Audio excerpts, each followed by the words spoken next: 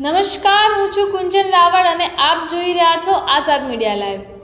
દાહોદ જિલ્લાના ધાનપુર તાલુકામાં કચેરી ખાતે મનરેગા યોજનામાં વહીવટ માટે ભાડે રૂમ રાખીને ટેકનિકલ સ્ટાફના લોકો પૈસા લેતા હોય છે।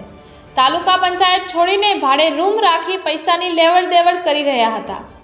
આજ રોજ આઝાદ મીડિયાની ટીમ પહોંચી તાલુકા પંચાયત કચેરી ખાતે, જ્યાં નરેગા યોજનામાં ટકાવારી લેવાથી હોવાની લોક ચર્ચામાં કરાર આધારિત ટેકનિકલ કેતનભાઈ વકોઠા પંચાયતના ટેકનિકલ લાભાર્થી પાસેથી ₹7,000ની લાંચ લેતા કેમેરામાં કેદ થયા હતા।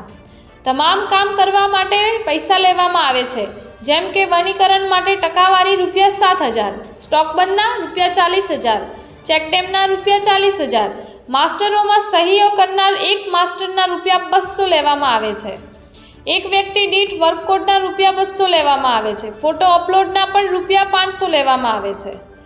લાખો રૂપિયાનો ભ્રષ્ટાચાર કરતા નરેગા યોજનાના કર્મચારીઓ એક કામના 7,000 થી 40,000 લે છે।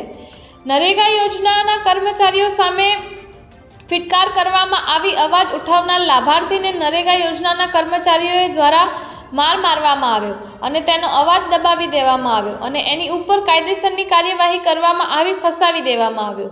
આઝાદ મીડિયા દ્વારા પર્દાફાશ કરવામાં આવ્યો। આવી ઘણી બધી યોજનાઓમાં ઓન પેપર ઉપર કામો ચાલે છે। આ તમામ યોજનાઓમાં કરોડો રૂપિયાનો ભ્રષ્ટાચાર ચાલે છે અને તમામ યોજનાઓ ઓન પેપર ઉપર ચાલે છે, તેનો પર્દાફાશ અમે આઝાદ મીડિયા દ્વારા કરવામાં આજે આવ્યો છે। રિપોર્ટર કલ્પેશ ચૌહાણ, આઝાદ મીડિયા લાઈવ, ધાનપુર। શેમાં નોકરી કરો તમે? નરેગામાં ટેકનિકલ કે પછી જીઆરએસ? ટેકનિકલમાં કયા ગામમાં? તમારો વિસ્તાર કયો લાગે? હા, ઘાટા ઉપર। તમારું નામ શું છે? કરવાના પૈસા લો તમે? અરે કશું નથી માંગતો। અરે ભાઈ, આમાં આના ખિસ્સાની અંદર પૈસા છે, પણ હું નથી માંગતો।